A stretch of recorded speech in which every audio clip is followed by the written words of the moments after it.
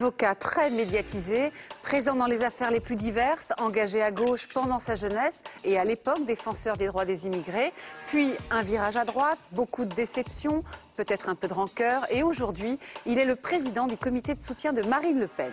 Gilbert Collard, c'est toute une histoire et elle peut nous apprendre beaucoup bien sûr sur Marine Le Pen elle-même. C'est la première fois que Gilbert Collard a l'occasion de s'expliquer plus longuement sur ses engagements. Il est l'invité de C'est Politique.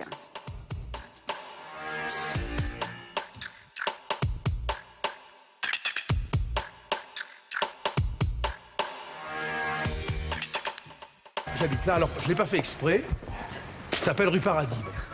Il est au paradis. Maître Gilbert Collard s'est trouvé une nouvelle maison, la Maison Marine. Et qu'importe les candidatons, pour lui, la candidate du FN est la cible d'un mauvais procès. C'est tellement facile d'avoir une bonne conscience en désignant l'autre comme un salaud.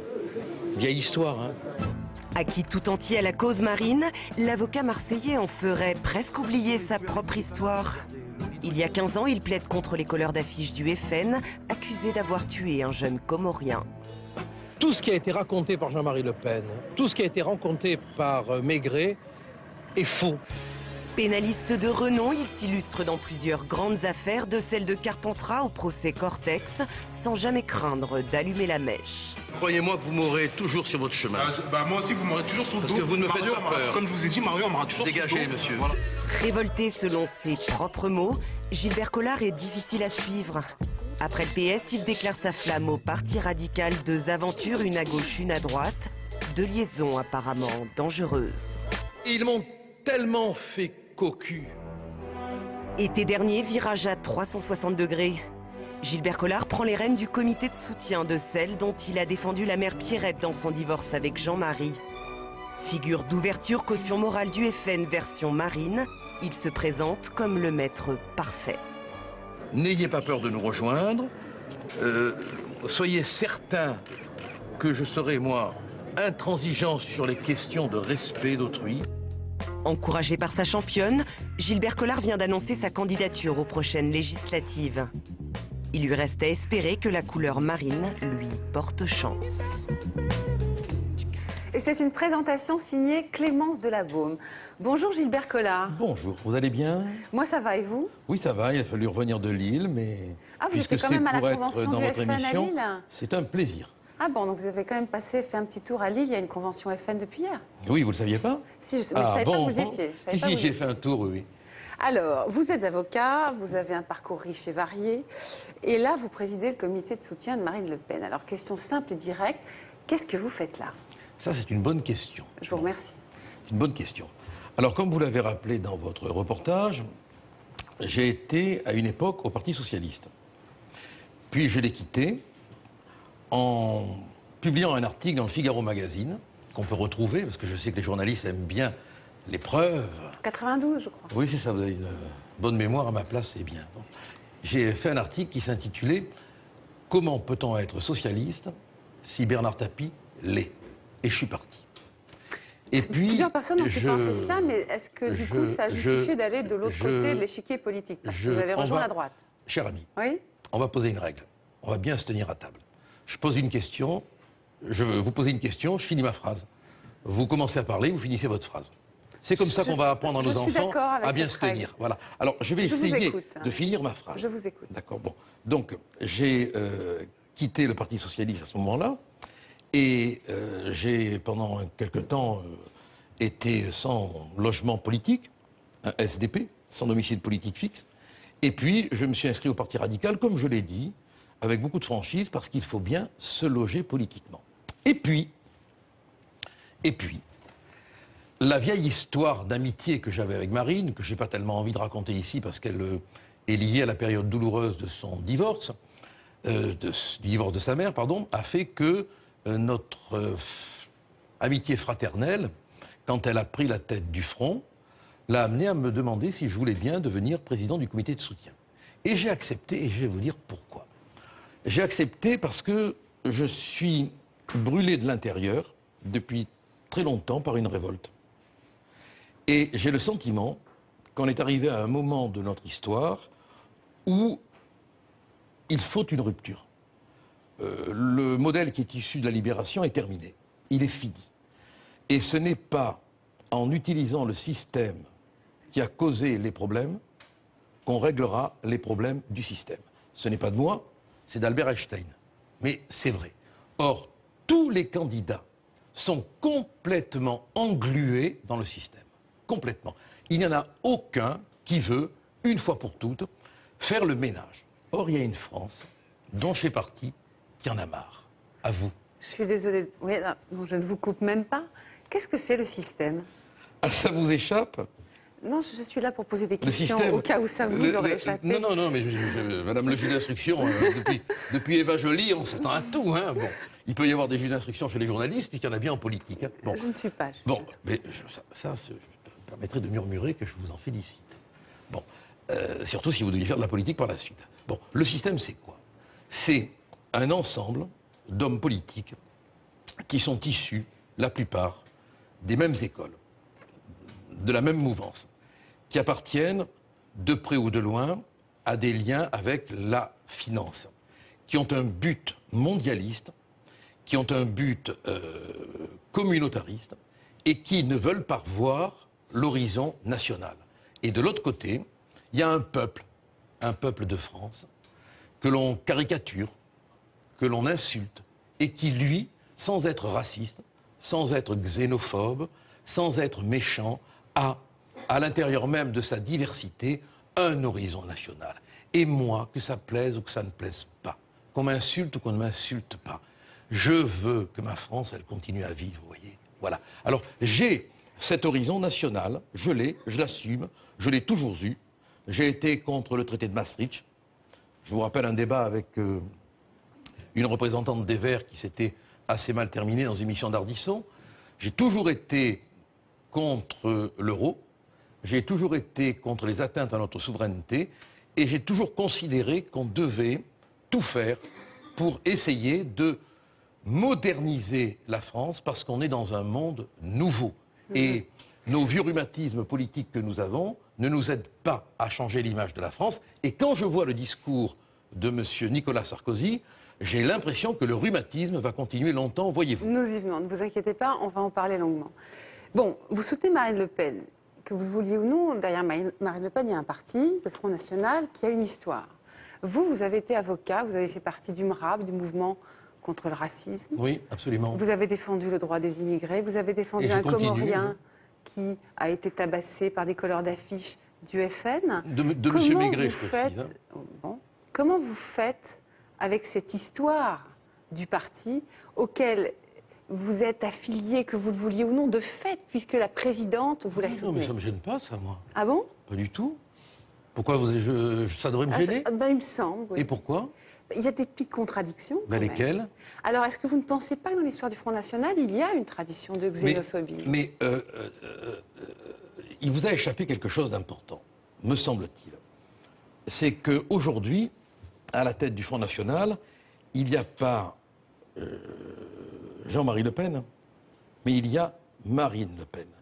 Et qu'elle a clairement exprimé, mais vous ne voulez pas l'entendre. Non, mais moi, vous ne savez pas qui je suis, alors arrêtez de me prêter des intentions. Quand je dis vous, je ne vous vois pas. Répondez-moi sans arrière-pensée, s'il vous plaît. Attendez, qu'on soit clair. Quand je vous dis vous, je parle aux gens qui sont derrière vous. Bon. Je ne sais pas qui est derrière moi. Bon, il doit y avoir des gens de toutes opinions, forcément, et on les salue au passage. Quand même, on oublie toujours, quand on s'adresse à un journaliste, que derrière, il y a tout un monde qui écoute. Bon. Marine a très clairement indiqué la conduite de son mouvement. Elle a, si tant est qu'on ait pu, et là je voudrais qu'on me donne quand même des éléments, repérer à des moments donnés des signes de xénophobie, elle a clairement dit qu'elle condamnait le racisme, l'antisémitisme et la xénophobie.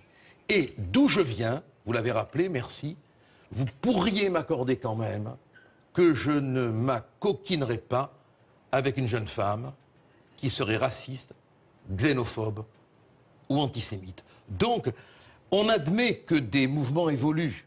Hein, bon. Pourquoi ne pas admettre que Marine, aujourd'hui, à la tête de ce mouvement, a provoqué une évolution qui est à enregistrer. Bon, maintenant vous allez me dire Jean-Marie Le Pen. Oui, voilà, bon, c'était ça ma question. Jean-Marie Le Pen, c'est qui Jean-Marie Le Pen? Jean-Marie Le Pen, c'est mon père. C'est un emmerdeur. C'est un emmerdeur. Mon père était un emmerdeur. Mon père Est-ce qui a que c'est été... un raciste, un Mais antisémite? non, mais Vous non, avez un mais- peu ces mots, je voudrais savoir. Non, mais non, Vous, mais non, qu'est-ce non. que Moi, vous en pensez? écoutez, bon, j'ai eu des relations très tendues avec lui. Et pour cause. Vous avez défendu? J'ai été l'avocat de Pierrette Pierrette. Le Bon, et puis, il a bien fallu que l'on se parle. J'avais, je dois le dire, une admiration réelle pour l'orateur. Parce que moi, j'aime les gens qui emploient le subjonctif. Tiens, un scoop. Pour la première fois de sa vie aujourd'hui, dans son discours, Nicolas Sarkozy a employé un subjonctif. C'est un hommage que vous rendez à Henri Guénaud, là ou... Je ne sais pas, mais c'est une évolution grammaticale qui me fait plaisir. Voilà, bon. On ne rappera plus dans les discours de Sarkozy, on subjonctivera. C'est un progrès. Bon, à part le subjonctif de mais- Jean-Marie Le Pen, qu'est-ce mais- que vous avez à dire sur lui? Bon, alors, donc, on va en parler franchement. Oui. Hein, je crois que c'est ce que... Moi, ça m'emmerde de Ça me raconter... plairait bien que vous en parliez ça franchement. ça m'emmerde. Oui. Mais j'ai pas de raison de ne pas vous parler franchement. Si j'ai pas envie de vous répondre, je vous réponds pas. Voilà. Je m'en doute. Voilà. Mais j'ai découvert un homme qui est dangereusement libertaire. Bon. Qui est un provocateur. Qui est un jongleur de mots. Parfois, le mot retombe bien. Parfois, le mot retombe mal. Mais dans le concret, madame, qu'a-t-il fait de mal? Donc les mots ne sont pas des actes, c'est ce que vous dites. Les mots peuvent être, à un moment donné, quand ils sont reliés à l'exercice du pouvoir, des actes. Oui.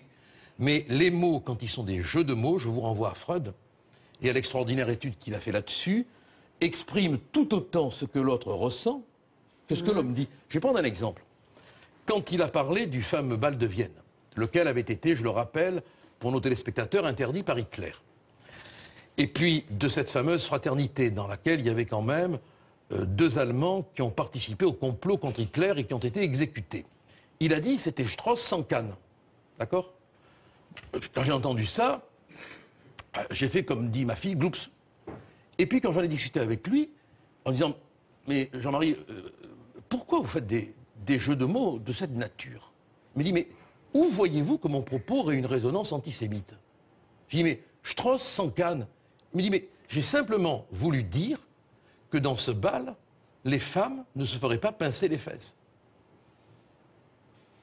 Mais par ailleurs, C'était peut-être d'un point de vue par criminologique ailleurs, pas mal vu. hier, il était sur scène à Oui. la fameuse Oui, convention. oui, Et il a cité Robert Braziac, eh oui, eh oui, eh oui. écrivain, Oui, qui a été condamné pour collaboration. oui, condamné à pure. mort, oui, oui. Oui. oui. Quand vous entendez cela, vous dites c'est pas grave. Alors quand j'entends ça, je me dis, merde, c'est grave. C'est grave Et- pour vous, c'est grave. Attendez. Et je vais me renseigner. Et qu'est-ce que je découvre? Que des fascistes, des salauds, comme Paul Valéry, Paul Claudel, François Mauriac, Daniel Rops, Albert Camus, Marcel Aimé, Jean Paulhan, Roland Dorgelès, Jean Cocteau, Colette, Arthur Honegger, Maurice de Vlamingue, Jean Anouilh, Jean-Louis Barrault, Thierry Monnier ont demandé au général de Gaulle, chef du gouvernement provisoire, la grâce du condamné. Bon.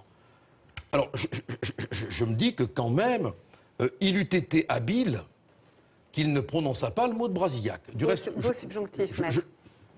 Merci. C'est pour pas rester en reste avec Sarkozy, parce qu'on va avoir l'air d'arriéré linguistique. Bon. J'en ai parlé avec lui, je dis, mais pourquoi? Pourquoi? Mais c'est le plaisir de la provocation. De notre côté, Brasillac, que je n'aime pas, hein, bon, parce que ma famille a suffisamment souffert sous l'occupation pour que je n'ai pas d'affection pour M. Brasillac. Vous savez ce qu'il a écrit? Oui, il a écrit. Qu'est-ce Oui. qu'il a écrit? Alors, il a écrit un certain nombre de... Alors, Je voilà. reconnais humblement ne pas avoir lu Bon, Brasillac. c'est pas grave. C'est pas grave. Il a écrit peut-être la première histoire du cinéma. Il a écrit une étude extraordinaire sur la littérature grecque. Et il a composé des poèmes, notamment les poèmes de Phrèmes. Il reste un salaud. C'est sa part de nuit. Mais en même temps, il a accompli une œuvre littéraire. Et moi, je considère que on ne bannit pas un poète parce qu'il a eu un comportement de salaud. On ne le bannit pas de l'univers culturel. Mais j'aurais aimé, si vous voulez, pour être très franc, que Jean-Marie Le Pen aille citer Colette. Voilà, ou bien Malraux. Mais il a cité un poème de Brasillac. Colette qui, dans les années... Oui, Colette, vous savez, il n'a pas eu beaucoup c'est peut-être pas le meilleur entre nous, oui. nous dans les années 30, comme vous dites, si on se penche sur l'histoire, il n'y en a pas beaucoup qui ont été irréprochables. D'accord, mais qu'est-ce qu'il a fait de grand puisque vous parlez de Brasillac, écrivain au fond honorable, dites-vous. Non, mais je n'ai pas dit ça. Non, parce que vous comprenez. Mais Le Pen. Attends, non, mais on ne va pas revenir sur Brasillac. Non, je n'ai pas dit que Brasillac était honorable. J'ai dit qu'il avait été condamné, qu'il ne l'avait pas volé, mais j'ai rappelé quand même qu'un homme comme Camus, qu'un homme comme Mauriac l'avait défendu. Et ça n'est pas négligeable. Mais c'est au nom. C'est pas qu'ils étaient contre la peine de mort. Bon. C'est au nom, à tort ou à raison. C'est un débat, on l'a eu quand on a parlé de commémorer. Jean-Marie Le Pen. Oui, il vous obsède, hein. Mais écoutez, quand on soutient Marine Le Pen, c'est assez légitime de vous poser la question de votre rapport au père. Quel est votre rapport à ce père ? Soyons clairs, parce que je ne peux vous répondre que si votre question est dans la clarté. Et puis après, on parlera de sujets, si vous voulez, plus vous l'avez traité d'emmerdeur. Est-ce que c'est un emmerdeur qu'il faut écarter plus de Marine Le Pen ? Mais comme mon père, je vous disais... Mais pourquoi on l'écarte pas plus alors ? Je vous disais que Jean-Marie Le Pen me fait penser à mon père. Mon père qui a été résistant, dont il était notaire, son étude a été confisquée par le régime de Vichy, elle lui a été restituée par décret de Michelet, ce qui n'est pas rien, pas l'historien, hein, le ministre, bon. Mais mon père était un emmerdeur. Mon père, il vivait dans la période historique que je ne connais pas, et j'ai sauté sur ses genoux, mais j'ai pas sauté sur Dien Bien Phu. Bon, c'est comme ça. Puis vous aimez bien la liberté d'expression. Vous avez soutenu d'ailleurs un jour un négationniste qui vous a valu d'être exclu du MRAP. Oui, mais attendez, petit point, j'allais dire. Vous aimez qu'on ait la liberté de s'exprimer. Petit point, il a été relaxé. Donc il n'est pas négationniste, puisqu'il a été relaxé. Mais moi, je me battrai jusqu'au bout pour que mes ennemis disent du mal de moi. Je me battrai jusqu'au bout pour que les gens parlent. Honte aux peuples qui se taisent, disait Clémenceau. Vive les peuples qui parlent. Aujourd'hui, on ne peut plus parler. Il y a un linceul qui est tombé sur la liberté de parole. Dès qu'on dit un mot, on a des chirurgiens médiatiques qui viennent disséquer la parole sans jamais parfois la remettre dans le contexte. Je suis passionnément pour la liberté d'expression. Et quand on parle, on est jugé, c'est normal aussi. Oui, mais faut-il encore qu'on soit jugé honnêtement ? Non mais attendez, faut-il encore... On est d'accord, vous avez raison. Mais faut-il encore qu'on soit jugé honnêtement et que ce qu'on dit soit replacé dans le contexte de ce qu'on a dit ? Comme quand on parle comme ça sur un portrait de bribes de vie, faut-il encore les réinsérer dans la totalité d'une vie? C'est ce que j'ai tenté de faire avec vous. Si vous voulez qu'on parle encore, ce que je souhaiterais, il faut qu'on avance parce qu'on a beaucoup de bousculez-moi. Alors, comme à notre habitude, nous commençons par passer en revue certains événements marquants de la semaine. Maxime Beneteau a préparé pour nous le journal de la semaine de C'est Politique. Nouveau tour de vis et nouvelle scène d'émeute. Le Parlement grec vote lundi un 6e plan d'austérité. Le peuple se soulève. Athènes s'embrase. Nous n'avons plus de pension, nous devrons avoir des coupons alimentaires. Vous voulez la guerre civile? L'Europe, elle, veut des réformes supplémentaires et reporte son aide financière. Un petit tour, et puis s'en va. Séduite par les valeurs du président candidat, Christine Boutin jette l'éponge et se rallie au chef de l'État. Au plus bas dans les sondages, Hervé Morin dépose les armes lui aussi. L'horizon politique se dégage pour Nicolas Sarkozy.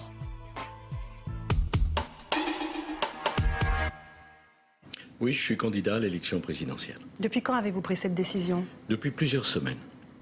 Fin du faux suspense. Ce mercredi, le président descend officiellement dans l'arène. Un slogan, la France forte, et une stratégie osée, incarner le candidat du peuple, voire le candidat anti-système. Double plaidoirie pour la famille Le Pen ce jeudi au Conseil constitutionnel. La candidate du FN milite pour l'anonymat des parrainages. Le même jour, son père est condamné pour des propos sur l'occupation allemande qui, selon lui, n'auraient pas été particulièrement inhumaines. Jean-Marie Le Pen plaide contre la pensée unique et annonce un pourvoi en cassation.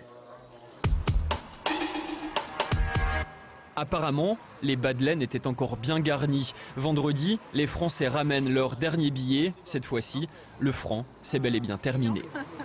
Il y a très peu de gens qui collectionnent les euros, hein. Alors que les billets en francs, il y a beaucoup de nostalgiques qui se les arrachent.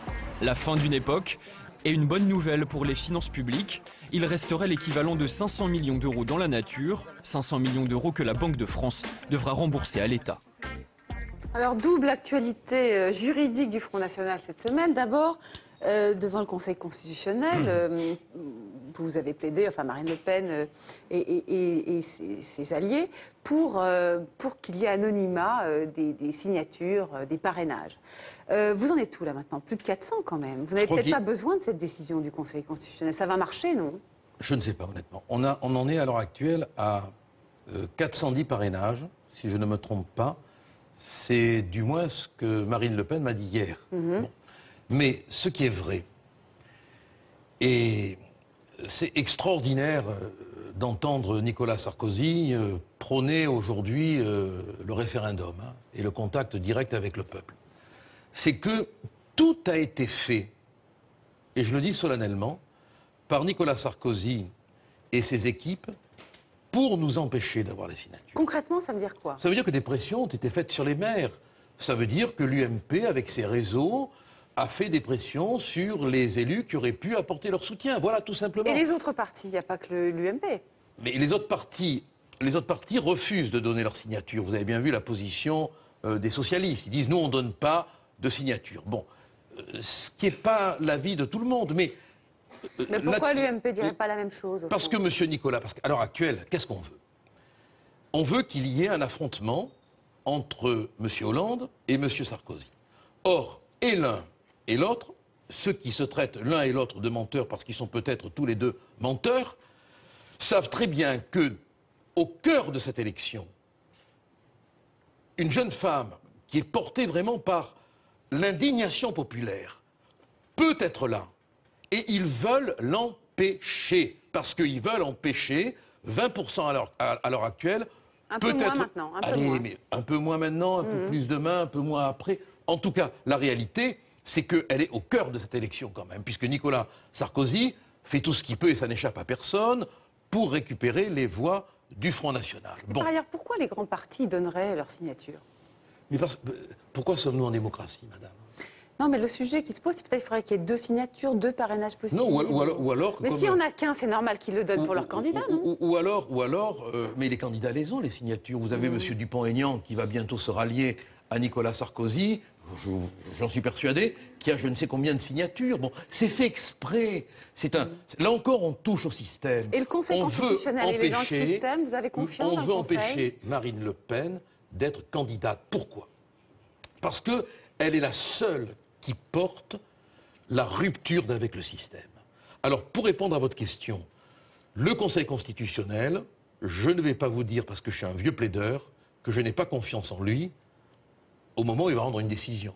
Bon, quand la décision sera rendue, selon laquelle je vous dirai ce que j'en pense. Bon, mais je rappelle quand même que c'est le général de Gaulle qui avait imposé l'anonymat et que par la suite, c'est M. Valéry Giscard d'Estaing qui l'a levé et que ça a suivi. Si vous ne les avez pas, ces 500 signatures, si le Conseil ne lève pas, ne donne pas la possibilité de l'anonymat, qu'est-ce qui se passera?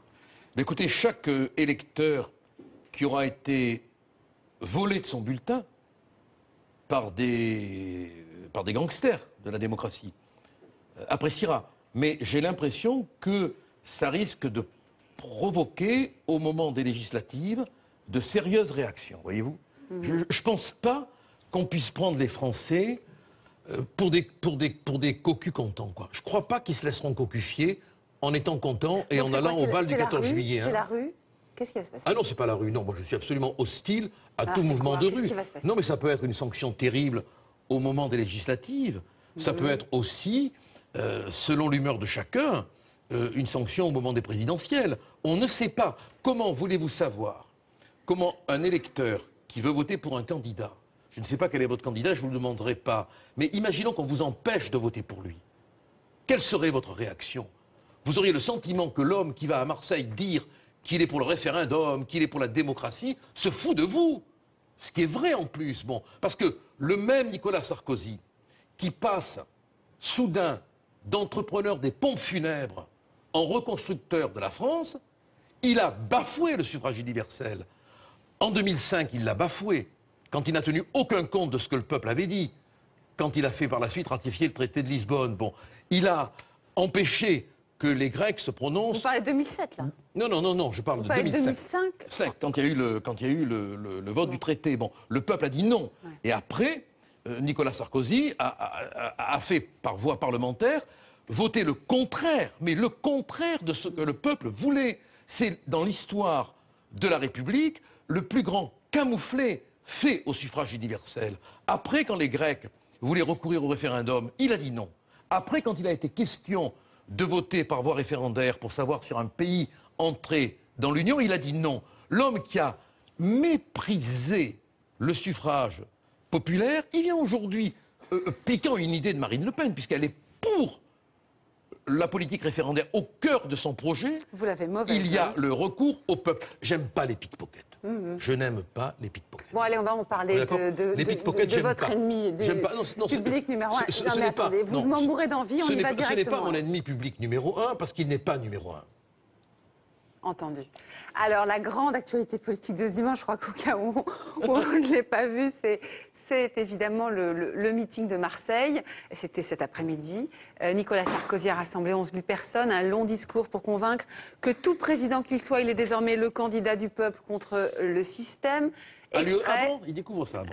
Vous allez pouvoir commenter. Extrait préparé par Alice Malberg. Les ouvriers qui m'ont dit la semaine dernière, à la centrale nucléaire de Fessenheim, Monsieur le Président, ils nous ont vendu, savent bien que l'on ne croit pas en son pays quand on est prêt à arrêter des dizaines de réacteurs nucléaires en contrepartie d'un accord électoral qui se fait sur le dos de milliers d'ouvriers de la filière nucléaire française. Je préfère être à ma place. Je préfère tenir le discours de vérité que d'être à la place de ceux qui font cela. Parce que moi, je ne pourrais pas paraître devant ces ouvriers à qui on dit « votre emploi, nous le volons pour gagner la place que nous voulons ». Aimer la France, c'est refuser de promettre la retraite à 60 ans en sachant que dans moins de 10 ans, on ne pourra plus payer les retraites. Aimer la France, c'est refuser d'augmenter les dépenses et d'augmenter les impôts en pleine crise mondiale de la dette. Aimer la France, c'est refuser d'aborder l'immigration par la seule posture idéologique. Régulariser massivement, ouvrir les vannes, ce n'est ni plus ni moins qu'une faute. Quand on aime la France, on ne réduit pas la nationalité française à une adresse. Et on ne prend pas le risque du vote communautaire qui ferait peser sur les élus locaux une pression communautariste immense et voler en éclats notre pacte républicain. Quand on aime la France, on veut que la France soit maîtresse de son destin et maîtresse chez elle. C'est cela, aimer la France. On ne fragilise pas les institutions qui forment la trame de notre vie sociale. La famille, le mariage font partie de ces institutions qu'il ne faut aborder qu'avec infiniment de précaution. Quels que soient les bouleversements que la famille, que le mariage ont connus depuis des décennies, la famille, le mariage, restent des repères, restent des références profondément ancrées dans notre conscience collective et qui font partie de notre identité. Nous ne voulons pas que l'on sacrifie notre identité à la mode du moment.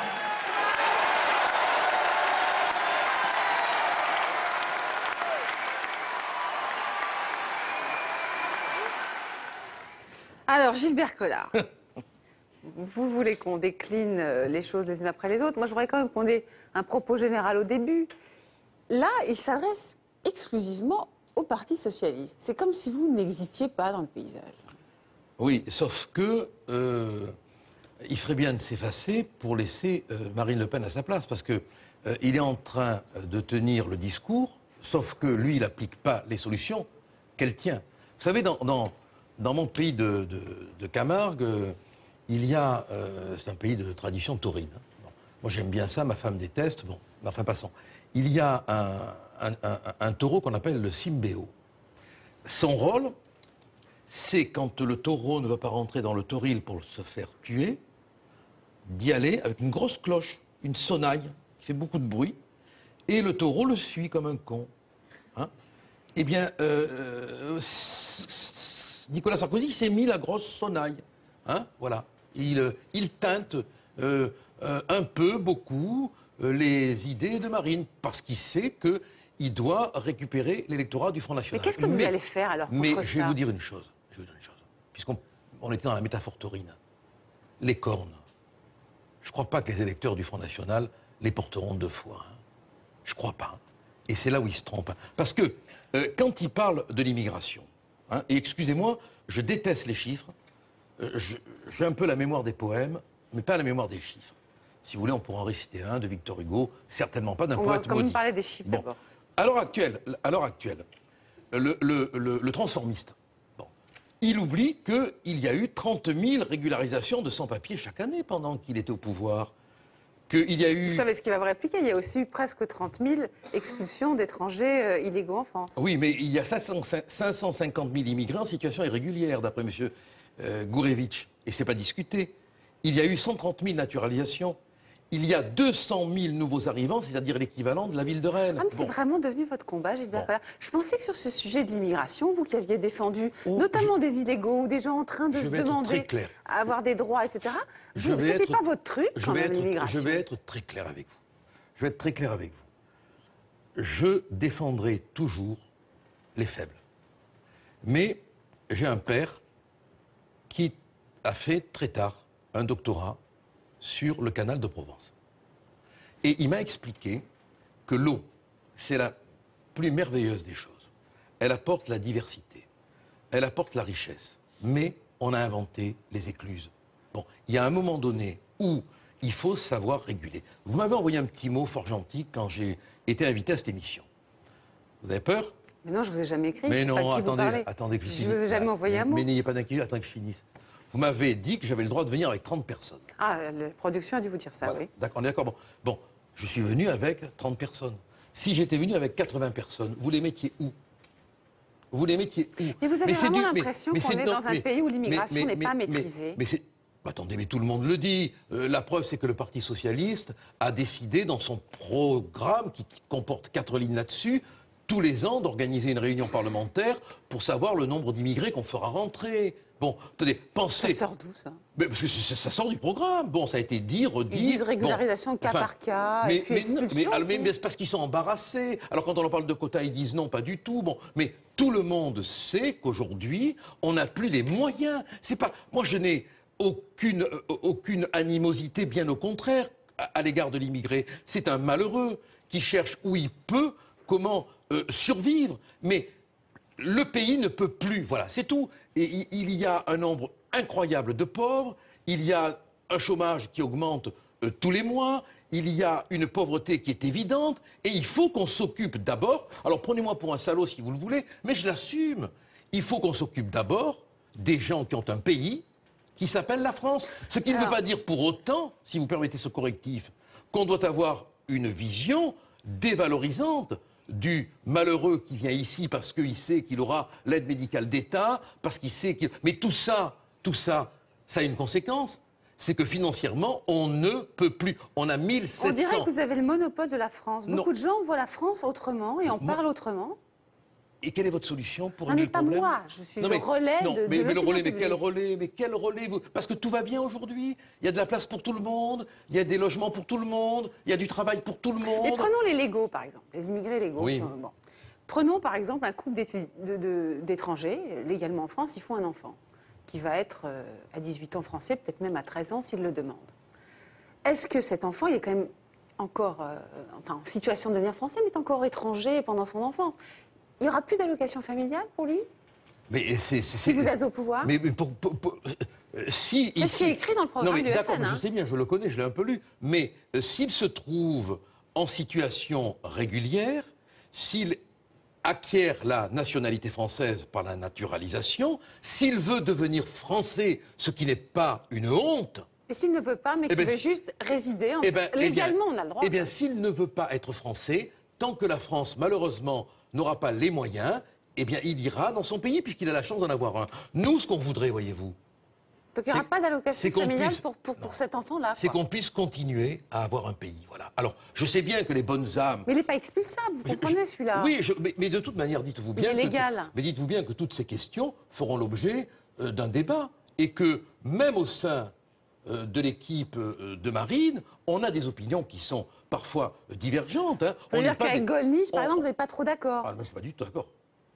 Pas du tout d'accord. Bon, on n'est pas totalitaire. Et lui, il est raciste, antisémite, mais quoi. Mais quelque chose. Non, mais je vous demande, parce que vous me dites personne, il n'y a pas de problème. Pourquoi vous n'êtes pas d'accord avec lui? Vous avez un détecteur Non, racisme? pourquoi est-ce que vous n'êtes pas d'accord? Vous avez un appareil qui vous permet de... Bon, alors bon... Je vous demande. Non, mais je ne suis pas d'accord. Mais je ne suis pas d'accord parce que il a des positions sur l'avortement qui ne sont pas les miennes. Bon, par exemple, bon, voilà, il a des positions sur la peine de mort qui ne sont pas les miennes. Bon, mais il a le droit d'avoir ses idées. J'ai pas dit le contraire. Mais moi, je ne les partage pas. Par exemple, je ne veux pas qu'on revienne sur la loi relative à l'avortement. Et à la peine de mort non plus, c'est ça? La peine de mort, je suis absolument contre. Et je remercie Marine, de ce point de vue-là, de faire appel au référendum pour que les Français se prononcent.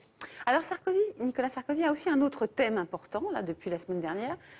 Cette idée qu'il y a de l'assistanat en France, quoi. Il a prononcé cette phrase cet après-midi. C'est lui qui l'a mis en place pendant 5 ans. Bon, il sait de quoi il parle. On oublie, dit-il, que ceux qui ne travaillent pas sont toujours à la charge de ceux qui travaillent. Il faudrait obliger plus les chômeurs à se former, les obliger davantage à prendre un travail, etc. Ce thème de l'assistanat, qui n'est pas toujours dit comme tel, mais qui existe, qui est là dans le débat, qu'est-ce que vous en pensez, Gilbert Collard? Moi, je pense qu'il faut qu'il y ait une vraie politique sans idéologie sur l'assistanat. Il faut qu'on ait un corps d'inspecteurs de la lutte contre les fraudes aux assistances sociales. Voilà. Parce qu'il y a trop d'abus. Vous connaissez le montant de la fraude à la sécurité sociale. Bon, on s'est laissé submerger par de l'idéologie, pire, par de la phraséologie, souvent médiatique. Bon, on ne peut plus se laisser piller. Donc, quand des gens ont besoin d'être assistés, si la localisation de leur misère démontre qu'on doit les assister, il le faut, mais ça ne peut plus être un diktat d'une morale médiatique ou d'une mode médiatique. Parce que la France ne peut plus. 1700 milliards, vous le savez, on le répète constamment, 50 milliards par an de taux d'intérêt. Et la mécanique ne s'arrêtera pas. Et Marine Le Pen souhaite donner 200 € à ceux qui ont les revenus les plus modestes, qu'on estime à peu près à 20 milliards. Oui, absolument, oui. Donc ça, c'est pas du tout de l'assistance. Mais écoutez, vous voulez priver les Français... Non, je vous demande, c'est une question neutre, idéologiquement neutre. Mais écoutez, notre posture politique, elle est simple. On veut favoriser les Français. Voilà. Bon, Nicolas Sarkozy, pendant 5 ans, n'a rien fait pour aider les pauvres, n'a rien fait pour aider les chômeurs. Il a été, avec la complicité du Parti Socialiste, du reste, l'ami de la grande finance, parce qu'ils ont mis ensemble les systèmes qui font qu'à l'heure actuelle, c'est la finance qui nous gouverne. Bon, nous, c'est notre objectif. Bon, alors, évidemment, on se fera insulter, on sera traité de tous les noms, mais il n'y a pas de méchanceté dans notre démarche. Il y a simplement l'idée que un Français, par exemple, à compétence égale avec un étranger, mais qu'il soit russe, je m'excuse pour mon ami qui est d'origine russe, qu'il soit russe ou qu'il soit d'une autre nationalité, eh bien, à égalité de compétences égales, on veut donner le travail, le logement aux Français. C'est une loi qui est d'origine socialiste. C'est la loi d'août 32. Bon. C'était le temps où ils aimaient le peuple. On ne va pas refaire l'histoire. Ah ben on ne refait pas l'histoire, c'est l'histoire, on ne la refait pas, elle est ou elle n'est pas. Sur la finance, là. Oui. Vous avez accusé le PS et l'UMP finalement d'avoir mis en place un système qui la favorise, en dépit de tout ce que François Hollande peut dire contre son adversaire, la finance, depuis quelque temps. Il y en a un autre qui a la finance comme ennemi, Et c'est Jean-Luc Mélenchon. Alors c'est un peu aussi un autre ennemi public, n'est-ce pas, de Marine Le Pen. Lui, les numéros disparus. Si l'on en croit son vocabulaire cru, cinglant, Jean-Luc Mélenchon veut chasser le Front National des terres de l'électorat populaire et il cogne. Agathe Lanté et Mathieu Despiau ont passé la semaine à ses côtés. Regardez.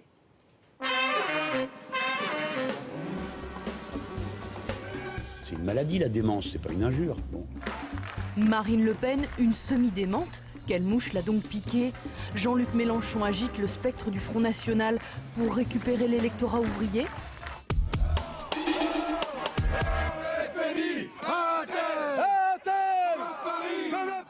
Le plan d'austérité a été voté dans la nuit en Grèce par le Parlement. Vous pouvez dire aussi la barbarie. Oui, ça rimerait. Rassemblement de soutien au peuple grec à l'appel des forces de gauche. Union européenne, agence américaine. Mais un invité surprise va créer l'incident. Personne n'a le monopole.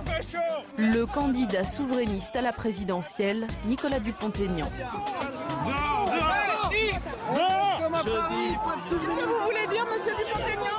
Il se fait sortir à coups de jet de clémentine. Attention, hein. Ils n'ont pas le monopole du soutien au peuple grec. À 2 mois de la présidentielle, tout le monde se bat pour gagner le cœur du peuple. Et en premier chef, Jean-Luc Mélenchon. La meilleure manière d'être solidaire avec le peuple grec, c'est de repousser à Paris le mécanisme européen de stabilité. Solidarité avec le peuple grec. On va encore dire que vous vous adressez au peuple? Ben oui, en effet, à qui voulez-vous que je m'adresse? Parce que les autres n'entendent rien. Voilà maintenant des mois et des mois que nous mettons en cause la politique européenne, qui est un désastre que tout le monde peut constater. Et il semble qu'on parle à des gens qui n'entendent rien, ne veulent rien savoir. L'élite contre le peuple. C'est aussi le credo de l'extrême droite. Et du peuple au populisme, il n'y a qu'un pas. La presse étrangère ne s'y trompe pas. Plusieurs journalistes voulaient le rencontrer. Le candidat tient ce matin conférence de presse. Quelle est votre stratégie pour combattre Marine Le Pen? Il veut rediaboliser le Front National. Je suis très fier d'avoir réussi à gâcher la campagne électorale de la famille Le Pen. Maintenant, tout le monde sait qu'il y a au moins une personne qui pense que la dédiabolisation n'est pas possible parce qu'elle est le diable, c'est-à-dire le mal. Marine Le Pen, sa meilleure ennemie avec qui il partage le même terrain, les couloirs du Parlement européen. Qu'est-ce que vous faites là, vous? Une caméra les a même surpris l'année dernière en plein échange courtois. Nous le retrouvons cette fois interpellé par un camarade espagnol. C'est moins compromettant que Marine Le Pen? Mais moi je salue beaucoup de monde. Lui c'est un camarade du Parti Socialiste Ouvrier Espagnol, mon œil ouvrier. Enfin bon. Vous avez mal ça, cette séquence-là avec Marine Le Pen? C'est-à-dire que ça m'a blessé, comme tous les épisodes où on a essayé de m'assimiler à elle. Ce qui a été fait d'une manière absolument ignoble, notamment par Plantu. Mais moi, si je croise Madame Le Pen, je lui dis bonjour parce qu'elle passe au même endroit que moi, on en est question pendant 6 mois et on dit « Ah, ils s'entendent entre eux ». Voilà. Alors du coup, vous avez redoublé après cet épisode Non. Je ne suis pas comme le Front National. Non, madame, laissez tomber, ça c'est vos trucs à la noix, là. Pas rancunier, mais toujours un peu bougon. Nous le retrouvons donc dans cette maison de santé du Neuhof, un des quartiers les plus sensibles de la banlieue de Strasbourg. Marine Le Pen y était justement il y a 3 jours, car ils ont la même cible, l'électorat des quartiers populaires. Il y a une personne qui m'a dit un jour, elle m'a dit « Ce que vous devez savoir, monsieur Mélenchon, c'est que être pauvre, c'est une occupation à plein temps. » Mais à Marine Le Pen, qui veut supprimer toute aide médicale et limiter la couverture maladie pour les étrangers, Jean-Luc Mélenchon oppose un discours moins amer, un meilleur accès aux soins pour les plus pauvres. Quand elle parle immigration, il riposte social. Oui, je veux lui pourrir sa campagne, c'est tout à fait évident. Pour lui, la fille Le Pen est une semi-démente, et plus encore. Si je faisais du freudien et que je me reporte à ce que Wilhelm Reich a écrit dans un très beau livre qui a été écrit dans les années 1930, qui s'appelle « Psychologie de masse du fascisme ». Et Wilhelm Reich explique que le mythe de la pureté de la race est quelque chose qui découle du refus freudien d'accepter l'idée que papa et maman font l'amour ensemble. Il reste 2 mois de campagne. Jean-Luc Mélenchon espère rallier une partie des 28% d'ouvriers qui se disent prêts à voter Le Pen contre 9% pour lui. On reviendra peut-être sur ces métaphores sexuelles. Vous en avez aussi parfois pour parler de la politique. Mais d'abord, j'aurais vous faire réagir à la phrase de Jean-Luc Mélenchon. Je suis fier d'avoir gâché la campagne de la famille Le Pen. Au moins une personne sait, c'est-à-dire lui, que la dédiabolisation n'est pas possible. Car elle, c'est-à-dire Marine Le Pen, est le diable, c'est le mal. Oui. Qu'est-ce que vous répondez? Écoutez, bon, notre marin national a dans sa baignoire à tempête, je ne sais s'il se masturbe d'une manière freudienne en pensant à Marine, mais elle a vraiment l'air de l'obséder. Vous me direz, quand je le regarde, ce cher Mélenchon, il a un peu la tête de l'exorciste dans le fameux film, vous savez, oui. Il a une vocation religieuse rentrée avec sa petite cravate rouge. Il pourrait faire une reconversion dans l'Église catholique comme exorciste. Bon, cela étant dit, qui était quand même un anticlérical. Voilà, c'est très drôle. Cela étant dit, n'oublions quand même pas, pour recadrer les choses, que ce révolutionnaire improvisé a été membre du Parti socialiste pendant 30 ans, qu'il a été élu plus jeune sénateur socialiste grâce au Parti socialiste, et qu'il est en train de tricoter son strapontin qu'il aura si M. Hollande, ce que je ne souhaite pas évidemment, était élu. Bon, il fait partie du spectacle, lui, voilà. Je crois, si je ne me trompe pas, si je me trompe, vous rectifierez, qu'il a 2% du vote des ouvriers, d'après les sondages. Bon, donc, qui continue, notre marin national... 9% en général. Moi j'ai lu 2, bon. Qui continue à barboter dans sa baignoire. Le vote ouvrier, c'est pour vous? Oui. C'est ce que vous dites là? Je pense vraiment que le vote ouvrier est pour nous, parce que les ouvriers ont compris qu'on ne peut pas aimer le peuple si on ne privilégie pas la France. Parce que le peuple, il est partie intégrante de la France. La France, je voudrais qu'on y revienne juste un instant là. Vous avez parlé de Mélenchon religieux, c'est comme ça. Mais j'ai dit exorciste, et vous, c'est pas moi. Et oui. vous Oui. Je voudrais juste savoir, vous êtes croyant? Oui, je suis croyant. Chrétien? Oui. En même temps, vous êtes franc-maçon, oui. mais pas de l'obédience Grand Orient, plutôt Grande Loge nationale de France. Donc c'est pas gênant avec le christianisme, c'est ça? Non, non, pas du tout, non, puisqu'on prête serment sur les évangiles. Hein, bon. Donc il n'y a pas d'antinomie entre les deux. Je ne suis pas pratiquant, parce que beaucoup de curés m'exaspèrent, parce que j'ai du mal à me retrouver dans le désordre de l'Église. Mais disons que je ne voudrais pas, compte tenu de ma position politique, m'accaparer quelqu'un que j'ai adoré, mais j'ai quand même écrit une biographie de sœur Emmanuelle. Hein, seule biographie qui a été préfacée par elle. Bon. Et elle m'a ramené dans la foi. Voilà. Bon, j'en dirai pas plus parce que c'est la vie privée. Vous pensez que la France, c'est la fille aînée de l'Église, quoi? C'est très important, l'héritage chrétien en France. C'est pas que je le pense, c'est que je me réfère à Malraux. Quand on lui demandait qu'est-ce que la France, il a répondu c'est la chrétienté et la révolution. Hein. Bon, voilà. Alors, comme j'ai beaucoup d'admiration pour Malraux, que ce soit le Malraux du discours de Dakar sur l'Afrique, que Sarkozy aurait bien fait de lire, ou le Malraux du transfert des cendres de Jean Moulin au Panthéon, je me réfère à lui. Et c'est vrai, la France, comme le dit Malraux, c'est la chrétienté et la révolution, ce qui est complètement antinomique, mais être français, c'est être contradictoire. Hein. Est-ce qu'il y a une place dans ce pays pour une autre religion, une deuxième religion, l'islam? Mais il y a la place dans ce pays pour toutes les religions, du moment qu'elles respectent la neutralité républicaine. Vous voyez, moi, je n'accepte pas trop le terme de laïcité. Je sais qu'il est beaucoup employé, mais je me réfère aux pères fondateurs de la Troisième République. Hein. Eux, ils parlaient de neutralité de l'État. On doit avoir, dans la vie de tous les jours, une neutralité absolue. De Gaulle, par exemple. Donc c'est ça la loi de 1905. Oui, c'est ça. C'est la neutralité, parce qu'on fait aujourd'hui de la laïcité un instrument de combat, alors que c'est nier la laïcité que d'en faire un instrument de combat sans la neutralité. Il faut que l'État soit neutre. Et c'est pas le cas en ce moment? Écoutez, quand M. Delanoë invite des musulmans pour rompre le jeûne, et qui n'invite pas des juifs, et qui n'invite pas des catholiques, et qui n'invite pas des protestants, je ne vois pas où est la neutralité de l'État. Vous pensez que la neutralité de l'État en matière religieuse est en danger, là? Ah oui, je le pense véritablement. C'est-à-dire qu'il y a une islamisation de l'État, j'essaie de comprendre. Hein. Ah mais à quel moment ai-je prononcé le mot? Non, mais j'essaie de comprendre ce que vous voulez dire. S'il n'y a plus de neutralité de l'État, ça veut dire qu'il y a quoi, un flirt avec une religion? Expliquez-moi. Je suis très attentif à ce que vous dites. Expliquez-moi. Je suis très attentif. À quel moment, sinon dans votre inconscient, Ai-je parlé d'islamisation? Vous m'avez dit qu'un représentant important politique invitait des musulmans et pas d'autres religions, ben voilà, ce qui était une rupture de la neutralité de l'État. Donc je me suis dit, est-ce qu'il n'y a pas de neutralité? Non, voilà. mais non, moi, mais j'ai mal ce sont vos compris. fantasmes, ça, mais non. Non. Moi, je dis que bon, imaginons que Delanoë ait invité des cathos pour la Pâques, pour Pâques. J'aurais été scandalisé. J'aurais dit, mais pourquoi n'invite-t-il pas les représentants des autres cultes? C'est ça la neutralité. Il faut qu'on ait un État neutre de ce point de vue-là. Bon. Et on est loin d'y être. On est loin d'y être parce que pendant les 5 années de gouvernance sarkozyste, on a vu le communautarisme s'installer et le seul moyen de combattre cette fissure dans l'unité nationale, c'est la neutralité. On se vaut tous. Voilà.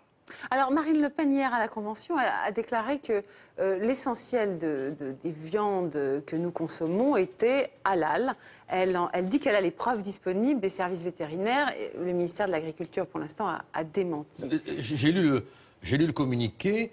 Il n'a pas franchement démenti. Il n'a pas franchement démenti.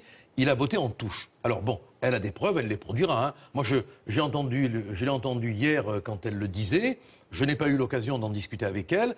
Mais comme c'est quelqu'un de très sérieux et de très méthodique, je pense que si elle l'a dit, c'est qu'elle va pouvoir apporter les preuves. Bon, halal, ça veut dire qu'il y a eu une bénédiction des rites musulmans. Vous pensez que c'est vrai que l'essentiel des viandes que nous consommons ont subi ce traitement religieux? Alors, mais objectivement, je n'ai pas les éléments de preuve pour vous le dire. C'est bien de lancer cette polémique, c'est juste, c'est un combat à mener. Il s'agit de savoir ce qu'on veut, où on veut une société républicaine qui respecte les principes de laïcité, de neutralité. Société à l'intérieur de laquelle on pourra tous vivre en se respectant parce qu'on n'a pas davantage d'ordre religieux par rapport à d'autres. Il ne faut pas l'accepter. Vous avez déjà mangé de la viande halal? Oui, je mange, ça ne me dérange pas du tout. Mais imaginez par exemple qu'on décide demain qu'il faut manger du poisson tous les vendredis. Vous l'accepteriez? Même si vous aimez le poisson? Vous l'accepteriez? Mais répondez, vous l'accepteriez? À l'obligation alimentaire, je ne l'accepte pas. Voilà, on est exactement... En l'occurrence, on peut défier beaucoup de gens de reconnaître de la viande halal avec de la viande non halal. Mais c'est une question de fonctionnement du respect des mécanismes de neutralité. Pas plus que je n'accepterai qu'on m'impose de manger du poisson le vendredi. Moi, j'aime pas le poisson, vous me direz, donc j'aurais pas de mal. Je n'accepte qu'on m'impose de manger une viande qui est signalée par quelque religion que ce soit, sans que j'aie vraiment la moindre animosité contre cette religion, parce que je pense que aimer Dieu, c'est mieux qu'aimer le diable. Donc vous croyez en Dieu et au diable? J'écoute Mélenchon, moi. Non, mais vous. Vous? Moi, je crois en Dieu, oui, bien sûr, oui. Oui. Alors, la politique... Je crois en la musique, je crois en la poésie, je crois en plein de choses. Bon, on va repartir un petit peu sur les propos qui ont été tenus par Marine Le Pen pour voir comment vous vous situez par rapport à eux, puisqu'hier, il y a eu ce grand rassemblement du Front National à Lille, ponctuation importante de la campagne. Quelle ambiance, quelle thématique, quel style? Regardez, Clémence Delabaume et Stéphane Lopez étaient sur place.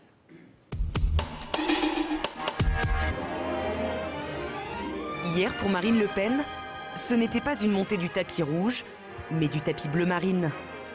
Un grand jour, l'occasion de regagner des points dans les sondages. Il y a quelques mois, on l'a donnée au second tour. Aujourd'hui, elle est doublée à droite par Nicolas Sarkozy. Aujourd'hui, c'est l'occasion de remonter la pente face à Sarkozy. Bon, j'ai pas l'impression d'avoir descendu la pente. Vous savez, une campagne présidentielle, c'est un certain nombre de séquences. Et croyez-moi, celle qui s'ouvre va être passionnante. Sereine Marine Le Pen. Donnez-moi d'abord un jus de fruits pour commencer. Pourtant, son rival Sarkozy joue depuis 7 semaines sur le même terrain, l'appel au peuple. Une droitisation de sa campagne à laquelle le Front National ne goûte guère. Nicolas Sarkozy n'en a que faire de défendre le peuple français, n'en a que faire de cette majorité invisible qu'il a fait tant souffrir pendant 5 ans, que la seule chose qui l'intéresse, c'est encore une fois de défendre la caste à laquelle il appartient. Haro sur Nicolas Sarkozy. Le FN sonne la charge. Pas question de le laisser rééditer 2007, pas question de le laisser siphonner l'électorat d'extrême droite. Vive Marine, vive la France, vive la France. Et Jean-Marie Le Pen en sait quelque chose. Il était génial. Oh, génial, et beaucoup dire. Qu'est-ce que vous dites à cet électorat qui pourrait être tenté de voter de nouveau pour Nicolas Sarkozy comme en 2007? Oh, je leur dis, écoutez, j'ai confiance en vous. Je sais que vous n'êtes pas sots. Vous n'avez qu'à regarder ce qu'il a fait et regarder ce qu'il promet. Et la différence vous convaincra qu'il faut voter Marine Le Pen. Il n'est pas crédible en candidat du peuple? Non, oh mon Dieu, c'est presque une gageure. Se présenter en candidat du peuple quand on est le candidat du Fouquet's, c'est assez gag tout de même. Quand Jean-Marie Le Pen raille le président sortant, d'autres ici n'ont pas le cœur à rire. En 2007, ils ont voté Sarkozy, ils ont cru en lui et aujourd'hui, plus rien, sinon le désespoir. Ras-le-bol. Pour leur expliquer ce qu'est le patrimoine faunistique, pour leur expliquer ce que je veux vivre la victoire de Marine. Ce département, là, cette année, c'est le moment opportun. Ça changera tout. Tout. Et Marine Le Pen de requinquer ses troupes, discours de clôture de sa convention. La candidate du FN se livre à un violent réquisitoire contre Nicolas Sarkozy. Halte aux imposteurs, halte aux menteurs. Vive la saine révolte du peuple de France, la révolte populaire que j'incarne. Le 22 avril prochain, peuple de France, mettez à Nicolas Sarkozy un carton rouge. Ovation. Gonflée à bloc, la candidate du FN contre-attaque. Elle met du rouge dans son discours bleu marine. Bon, quand même, Jean-Marie Le Pen, il est encore au milieu de tout cela. Hein. Oui. C'est dommage. Non, pourquoi ça vous dérange? Non, vous, ça vous dérange? Non, mais c'est qu'est-ce que vous voulez qu'on fasse quand on le kidnappe? Et vous, vous auriez envie de kidnapper? Mais pas du tout. Moi, je vous dis, j'ai avec Jean-Marie Le Pen, alors là, pour le coup, il faudra appeler le professeur de psychiatrie Mélenchon, qui voit des fous partout. J'ai un peu les mêmes relations avec mon père, qui était un homme qui a fait une manie, il est irréprochable sur toutes les questions de la Seconde Guerre mondiale, hein, et qui était un emmerdeur, parce qu'il avait ses idées sur la guerre d'Indochine, sur la guerre d'Algérie, on n'en finissait pas de s'engueuler, et puis après sa mort, je me suis rendu compte que finalement, j'avais été un imbécile, parce que j'aurais dû accepter qu'il ait participé à l'histoire, quoi, voilà, bon. Mais ce que je voudrais dire, c'est que, si on a 30 secondes encore ou pas... Oui. Bon. Après, on va parler de sécurité. Oui. Allez-y. Bon, je voudrais quand même rappeler aux électeurs que, quand il a été élu, le transformiste, hein, il a fait venir Kouchner au gouvernement. Il a nommé Jacques Lang comme arbitre de la révision constitutionnelle. Il a fait venir Éric Besson. Il a confié une mission à Jacques Attali. Il a diminué tous les crédits affectés à la sécurité publique, ainsi de suite. Il a supprimé la double peine. Il a été favorable au vote des étrangers. Non mais attendez, vous avez vu quand je dis à Cortex de s'en aller, je lui dis... le rappeur. Hein, allez-vous-en, monsieur. Je lui dis pas qu'elle soit pauvre con. Hein, bon. Mais là, il se fout de notre gueule, quoi. Vous dites dégagez, monsieur. Dégagez, monsieur. Voilà, je lui dis pas dégagez, pauvre con. Bon, mais là, franchement, il se fout de nous, quoi. Il se fout de nous. Bon, on va parler de sécurité pour savoir si vraiment le programme de Marine Le Pen aujourd'hui serait tout à fait la révolution par rapport au hasard à celui de Nicolas Sarkozy. Alors les questions de sécurité, vous le savez, ne sont jamais loin dans cette campagne, parfois reliées, notamment dans votre camp, au thème de la présence étrangère dans notre pays. Eh bien, pas toujours. Pas toujours. C'est très bien, on va pouvoir en parler. Ne soyez pas systématique. Je dis parfois. Vous avez dit parfois, c'est vrai. Oui. Excusez-moi, vous l'avez dit. Oui, en effet. C-Politique a voulu ouvrir un dossier pour en parler sereinement, si possible, celui des mafias et des réseaux étrangers d'Europe centrale, notamment, dont elles s'alimentent parfois. Élisa Coudray, Yvan Vastio et Frédéric Poussin. 9h30, cour d'assises de Bobigny. Dans quelques minutes, va s'ouvrir le procès de 2 proxénètes serbes. Pendant 4 jours, enquêteurs et avocats vont se relayer pour raconter le calvaire des victimes. 3 jeunes femmes forcées à se prostituer, séquestrées, torturées. L'une d'entre elles n'y survivra pas. C'était des violences très pénibles puisqu'on a coupé des doigts, on a planté des clous sous les ongles, on les enfonçait à coups de marteau, à brutalité Et à tel point qu'un témoin, au passage de ces brutalités, qui a pu les voir, les constater, nous a dit j'ai pu retrouver des corps bleus, complètement inertes et ne souffrant plus tellement ils avaient été battus. On est en train de découvrir tout un monde de violence, un monde de trafiquants, un monde de proxénètes. On achète des filles en Italie. Les gens renvoient de l'argent en Serbie, renvoient de l'argent en Suisse. On ne sait plus tellement où on en est. Les protagonistes ont plusieurs noms, plusieurs passeports. On ne sait plus qui fait quoi. Les jurés mettront 5 heures à délibérer. Vendredi soir, le verdict tombe. 30 ans de réclusion criminelle pour chacun des 2 accusés. Un réseau démantelé. Mais combien sévissent encore sur le territoire français? À Nanterre, dans les locaux de la direction centrale de l'APJ, travaille le CIRASCO, un service unique en France créé en 2009. Une vingtaine d'agents chargés de centraliser toutes les informations sur ces groupes criminels organisés. Ce que vous voyez à l'écran là, c'est sur un groupe criminel donné, avec des personnes physiques identifiées, des biens, des liens entre eux, des coopérations entre organisations criminelles nationales et internationales. Des réseaux venus d'Asie, d'Afrique, d'Europe de l'Est. Depuis une dizaine d'années, la criminalité organisée n'a plus de frontières et s'implante un peu partout en France. On a globalement 3 étapes. La première, c'est la survie, on va dire, c'est-à-dire la composition d'un petit groupe de 10 ou 20 individus qui commencent dans une niche criminelle qui ne gêne pas d'autres criminels qui sont déjà implantés, pour ne pas entrer en compétition avec eux et qui se livrent, par exemple, à de la délinquance d'appropriation.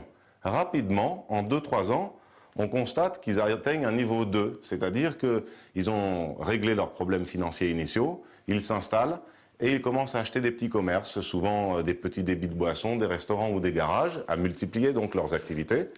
La phase 3 étant l'implantation sur le territoire français des structures supérieures de l'organisation, c'est-à-dire des parrains, des chefs et de leurs lieutenants. Aujourd'hui en France, un quart des faits relevant du crime organisé sont l'œuvre de ces réseaux étrangers. Bon, donc là, il y a tout un organisme spécial chargé de lutter contre ces mafias. Vous avez l'impression qu'on lutte mal contre ces problèmes-là? Vous pensez que si Marine Le Pen était au pouvoir, il paraît d'ailleurs que vous seriez son ministre de la Justice, dit-on. Mais bon, il y a aussi la question du ministre de l'Intérieur. Qu'est-ce que vous feriez de mieux? Écoutez, moi je constate que depuis 2005, il y a 19 000 postes de policiers et de gendarmes qui ont été supprimés. Bon. Je constate qu'il y a une perméabilité totale aux frontières. Et que là, déjà, on a 2 éléments déterminants de cette montée de la criminalité. Bon. Il faut que l'on rétablisse d'une manière efficace un certain contrôle aux frontières parce que cette criminalité, elle profite directement, et ça tous les policiers le savent, de la perméabilité due à l'espace de Schengen. Bon. Donc il faut suspendre, ce qui d'ailleurs, il y a des clauses qui le permettent. Il y a des clauses qui le permettent. L'application de Schengen. Il faut qu'on ait le courage d'en discuter, comme ça ne suffit pas de montrer le visage balafré des victimes, il faut prendre des solutions. Bon. Et puis, dans un État où l'insécurité sévit à ce point, enfin, je rappelle, sans vouloir casser la tête des téléspectateurs et des chiffres, qu'il y a eu plus de 45% de violences commises contre les personnes. Bon. Donc on est dans une progression 45% de quoi, vous voulez dire de violences aux personnes depuis 2002. Bon, donc on est dans une progression constante des violences. Bon. Alors il faut qu'on donne aux forces de l'ordre les moyens de travailler. Et ce n'est pas en démantelant les casernes de gendarmerie, c'est pas en diminuant les effectifs de police qu'on y arrivera. Le PS aussi veut créer plus de postes de policiers et de gendarmes. Mais il arrive quelquefois que le PS regarde ce qu'on fait et qu'il nous copie. Hein. Bon, ça peut arriver. Hein. On a bien copié les radicaux socialistes avec la préférence nationale. Bon. Donc il faut un vrai consensus sur la lutte contre la délinquance. Et puis il faut donner aussi, écoutez, moi j'ai écouté Nicolas Sarkozy dans son discours parler de la sécurité. Mais enfin, je me disais, mais il ose. Et je pensais au père de cette policière, je le connais puisque je m'occupe de l'affaire, qui a été tuée d'un coup de sabre à Bourges. Elle n'avait même pas un taser pour se défendre. Vous vous rendez compte? Bon. Et il ose dire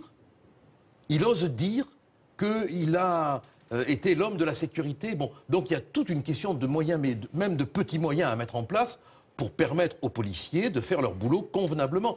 Cette jeune femme, si vous permettez que j'évoque 30 secondes ce drame, on s'est demandé pourquoi elle avait tardé à réagir, mais parce qu'elle se demandait si elle pouvait réagir, si elle était dans le cadre de la légitime défense.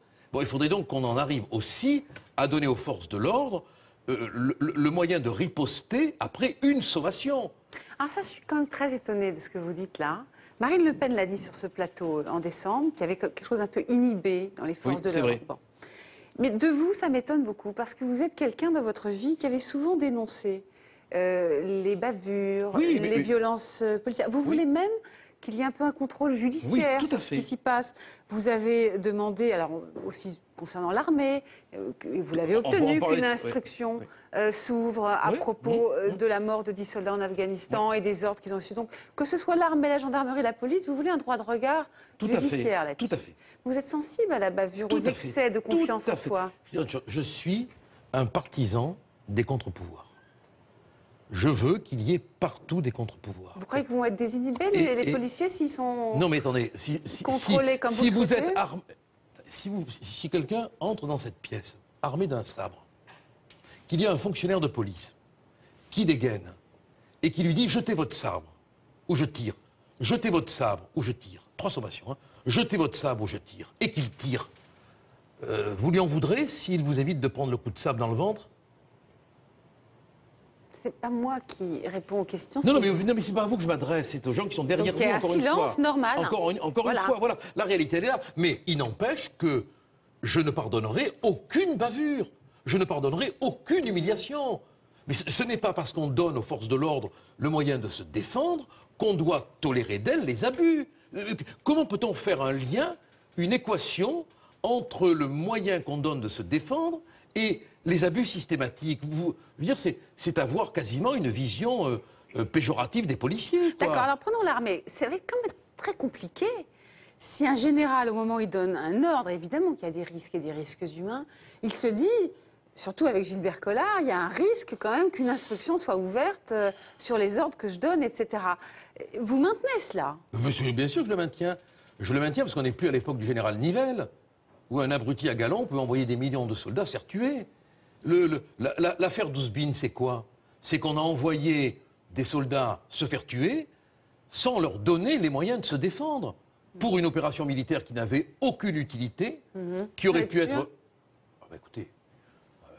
je demande, moi, je ne connais pas le non, mais je prends très bien la question. Hein. Bien évidemment, bon, il s'agissait de montrer qu'on était là. On pouvait attendre 24 heures ou 48 heures ou 3 jours. Quand vous pensez que l'hélicoptère qui aurait dû assurer la surveillance aérienne, il était utilisé pour promener un de ces mangeurs de petits fours qui vont faire le tour des opérations. Bon. Et que le chef de bataillon qui devait être là était dans l'hélicoptère, qu'il n'y avait pas de drone, que les gilets n'étaient pas adaptés, que les liaisons radio ne fonctionnaient pas. Bon, on n'en voit qu'un soldat meurt au combat. C'est son destin. Mais encore faut-il qu'on lui donne les moyens de se défendre et de ne pas se faire égorger dans un guet-apens.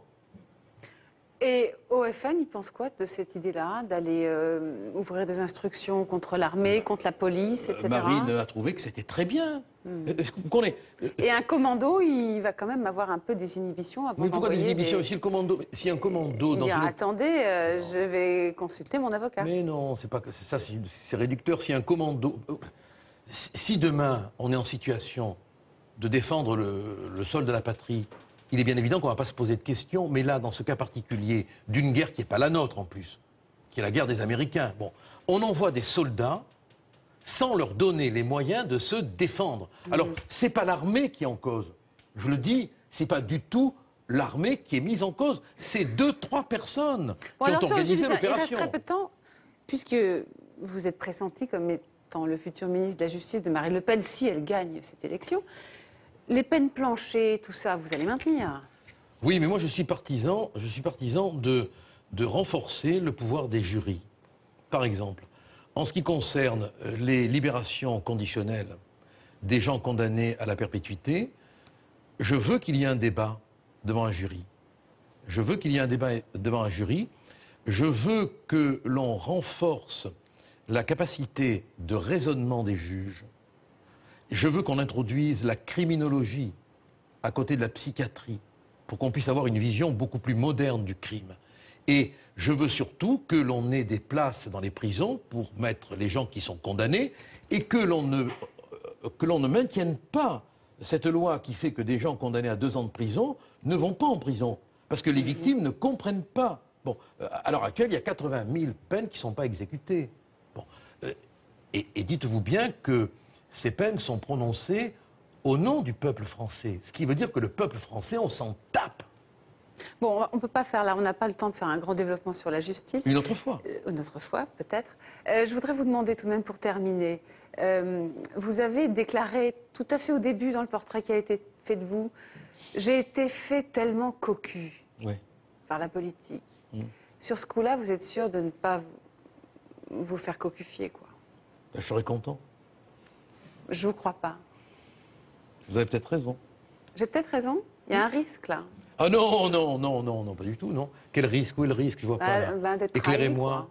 D'être trahi une fois de plus, pas être content, alors, déçu, écoutez, amer. Écoutez, il y a une chose dont je suis sûr, c'est que Marine est une femme loyale.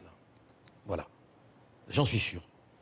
Alors peut-être que dans quelque temps, vous pourrez me ressortir mon propos, mais je crois en sa loyauté parce que je la vois vivre et je la vois aimer la France. Merci, parce que ce sera le dernier mot. Le temps s'est écoulé. Merci, mais merci à vous de m'avoir invité. Gilbert Collard, d'avoir été notre invité. Merci à vous tous de nous avoir suivis.